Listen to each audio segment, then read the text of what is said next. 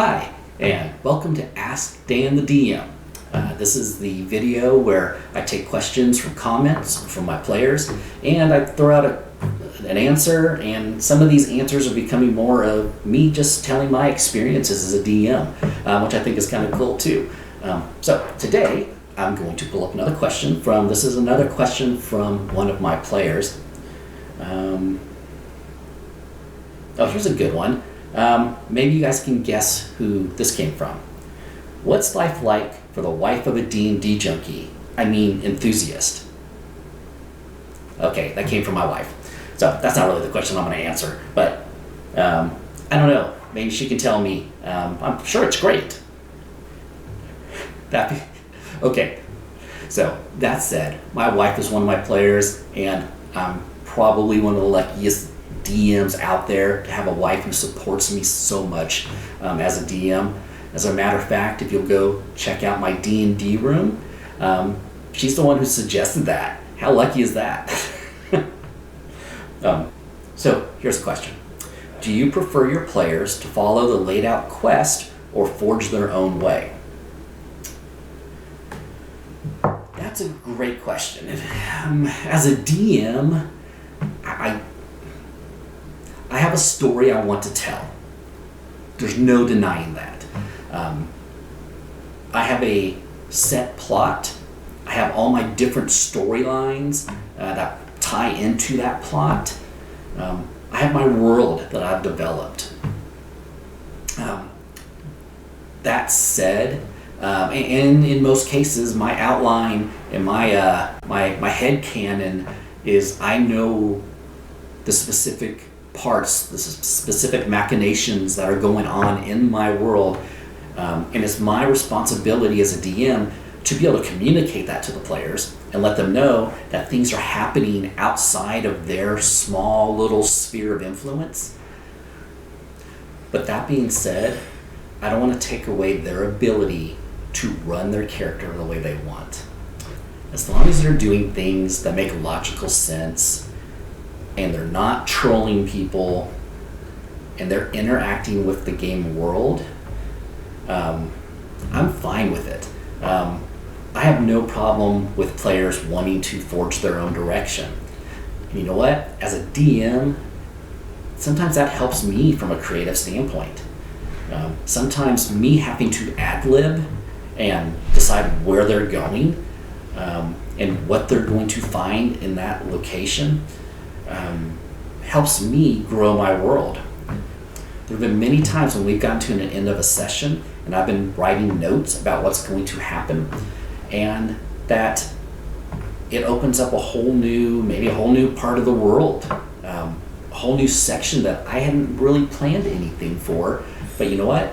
Lore is created out of the actions of the players. Another thing that gives me an opportunity to do, it allows me to make the players a part of the lore. And here's an example. I've actually, so in my adventure, and you can actually go and see one of the live play videos of my players playing it. It's the Knights of Sana live play. I'll put a link right up here. If you watch that, them going through that encounter actually allowed me to develop another encounter. I developed and basically wrote out how it got to be there. And basically I created an adventure that takes place 1,500 years before what my players are doing.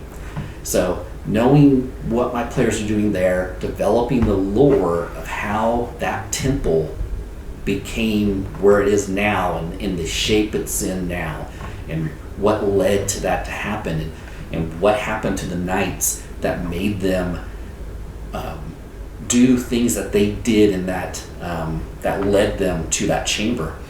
I created the backstory, and basically I developed a complete adventure outside the current time in my world, that either they can go back maybe somehow and encounter that and go through those chain of events that led to this. Maybe they influenced those chain of events. I've actually had some other friends who want to try D&D, and I've talked to them about perhaps coming over, and if I run it for them, I may run them through that adventure. So they're running an adventure that's 1,500 years prior. The reason I bring that up is because my players deciding to go in that direction, I didn't have any plans for that.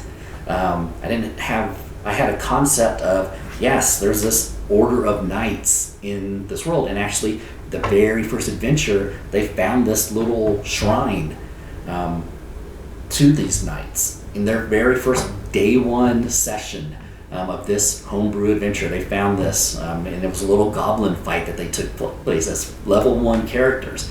Now they're coming back as level 8 characters and finding what was really deeper in that crater. All right, maybe my players are watching this, but I didn't know that was there, session 1. But your lore grows, your world grows as your players do different things. So don't think your DM has it all figured out. Many DMs have been working on their worlds for many years. And you know what? And I'll say this too.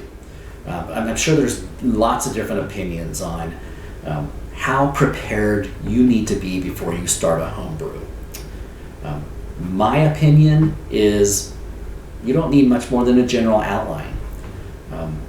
When I had my concept for my homebrew, I basically had a three branched tree of 3 ideas of, hey, this is part 1, part 2, part 3, and I was ready to start my adventure. I was ready to start my homebrew.